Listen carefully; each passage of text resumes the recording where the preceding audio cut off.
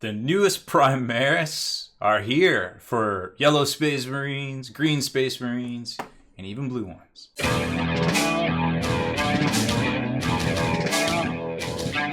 Spiky Bits. So welcome back, Hobby Maniacs. I'm Rob Baer from SpikyBits.com, and we are going to unbox and build the new, or the latest, or the last round of Primaris Duders from Games Workshop. So we've got the new multi-part Infiltrator kit, Agatone, and Tor Garadon for the Imperial Fist. So all great looking models all the way around, and of course the Infiltrators, we first saw those in the Shadow Spear box. So now we got the characters out of there, and these Duders and the Eliminators, but no word on the Suppressors quite yet. But either way, they'll either come out or they won't.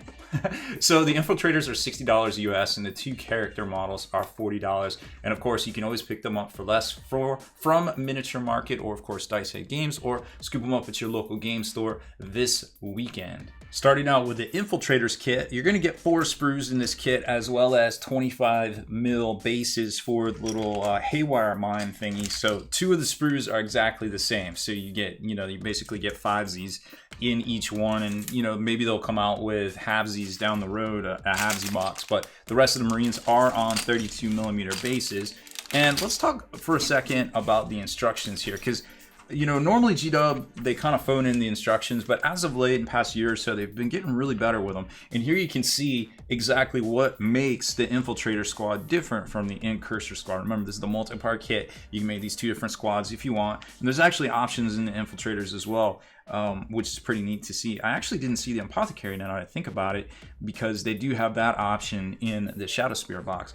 But you can see their arms, some of their gun weapons, their heads, and the antennas versus the little predator targeter sight on the back of the backpacks here are kind of the main differences. Of course, the ammo pouches and the combat knives down here, and just the general opposing. But overall, I mean, you should be able to easily tell them apart. And then there's the haywire mine. So they're very simplistic to put together, left and right halves of the legs. You don't see that front pauldron kind of type deal, and then front and half sets of the torsos as well. And then that's where you kind of got to decide, once you get up to about here, hey, which version am I making? I think it's kind of fiddly with the ammo pouches and their grenades, but we'll see exactly how fiddly it is. There's the Infiltrator comms array, and then it just kind of goes on from there depending on what you want to do. Just remember, it's not good to cut out all your parts because everything's labeled, so try to do them one at a time if you can, or at least stash them about so you don't mix up the parts and then you're like matching up arms, and it's super annoying. I do like the haywire mine being a separate piece, so you'll get 2 of those, and of course you'll get 2 with the hand carrying ones right there. And I think that is pretty much about it as far as that goes. So let's take a look at the sprue real quick. Like I said, 2 identical sprues are going to come in here. Let's get a little bit of light on the scene. So here's, you can see the haywire mine, which looks really cool. All the left and right halves the different gun stocks, and then of course you're going to be able to put, there's the comms array, little Duder Buzz Lightyear to Star Command communicator, backpack for that, haywire mine, shoulder pads. Remember, they only have a pad on the left shoulder, and then there's your different bits depending on what you want to do. You want to do the Predator target scope, or you want to do the normal bolt, what is that, inner rifle, bolt, pistol combo, stalker. I don't even know anymore. They all sound the same.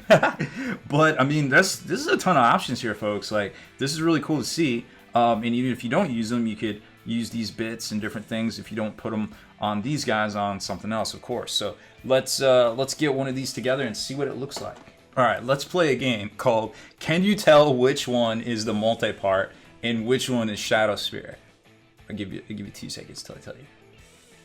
Okay, so these are actually Shadow Spears, but you might have known that by the pose. But if you didn't recognize the pose, chances are you probably wouldn't have been able to pick it out, to be quite honest. They are so very similar, right down to the slight bend in their little helmet antenna stuff right there. So, I mean, obviously, it's very hard to pick out from a lineup of which one's multi-part, which one is the ones from Shadow Spear. This one I'm holding in my right hand are the Shadow Spears, but I mean, it looks great. I mean, we've seen this before.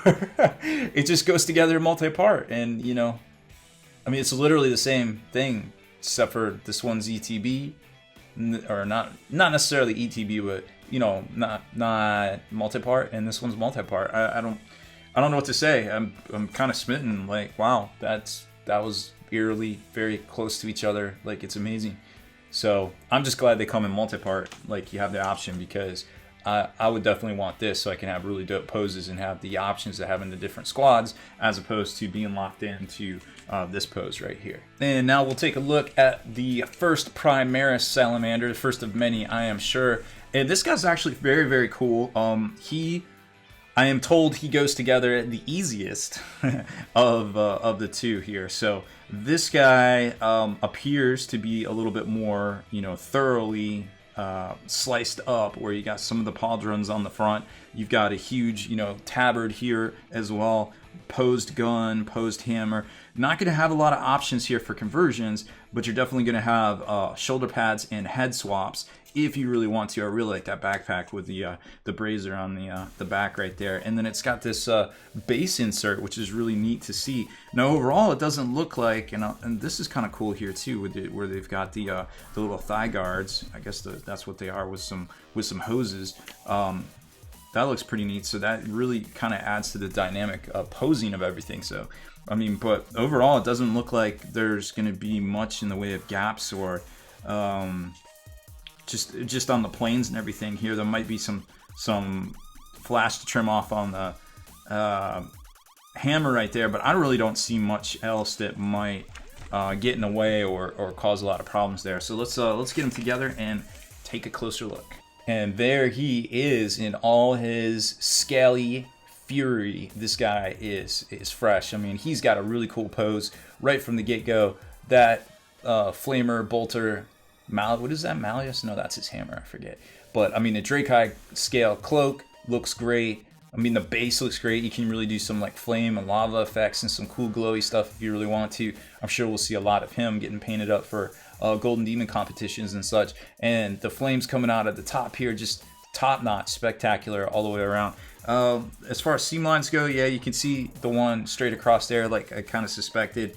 You just, get a really good sharp knife and just kind of lightly scrape over that just to get all that stuff off. But other than that, not really that bad as far as like assembly and things go. It doesn't look like just a few little burrs there, but very, very cool. And how does he compare to his other brothers?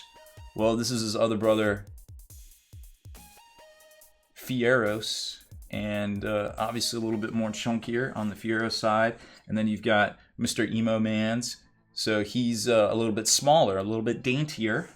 And then just a normal character like a lieutenant, definitely a little smaller as well. So that kind of starts making sense there.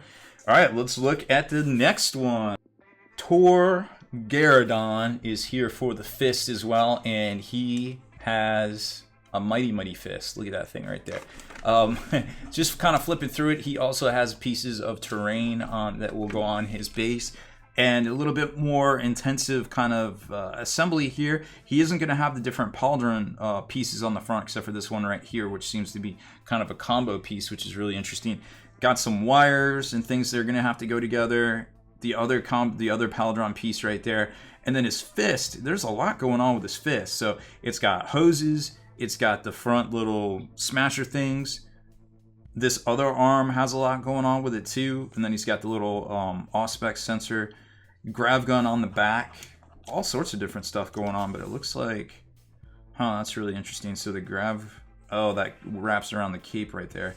And then some little intricacies up here. So overall, man, there's a lot of different planes here. So I'm almost wondering where all the seam lines and things are going to go. Overall, it doesn't seem too overly complicated, about just as much as Agatone. But man, I don't know. Something about this might be semi-complicated. Let's find out. So this one was a little bit more intensive of an assembly, and you can see where there's definitely some mold line actions. Didn't get it all trimmed down quite flush, but that's okay. Just take a really sharp knife and just kind of scrape very lightly and to deal with stuff like that. And you can see the gaps inside of these pauldrons, or these front greaves rather, and right there as well. But other than that, I mean, it's not actually bad. It's not like bad gapping or anything, but you can kind of see there's a lot of mold lines, all different sorts of ways. And even this up here on his grab gun would probably have to get cleaned up a little bit more. Some stuff going on over here, of course, right here across the front. That was just probably assumed there's going to be something right there. But I mean, overall, it doesn't look bad, but he is going to take a little bit extra time to kind of clean up and get all those mold lines taken care of, because there's so many different planes and so much three-dimensional kind of slicing and design going on here. It's just it's a lot going on, and he looks great. I mean, here's how he looks compared to Agatone. So you can see they're both big chunky boys, which is great. I love seeing it. These guys are very, very fresh. So we already kind of know then he'll probably be about the same as Fieros. Yeah, give or take. He's about just as chunky as Fieros. And then we've got Mr. Shrikeman's, a little bit skinnier. And the Lieutenant, we actually always wanted this guy to look pretty dope. So there it is. So very, very cool models. Just going to have to spend a little bit more time to clean those up, and lots and lots of options in the Infiltrators / Incursors kit right there. So that is it for this one. Thank you very much for watching our unbox and build of the 2 new characters for Salamander's Imperial Fist, and of course the new generic kit for all the Space Marines out there as well. Make sure to hit that subscribe button and turn on notifications so you can be the very first to like and comment on all our videos.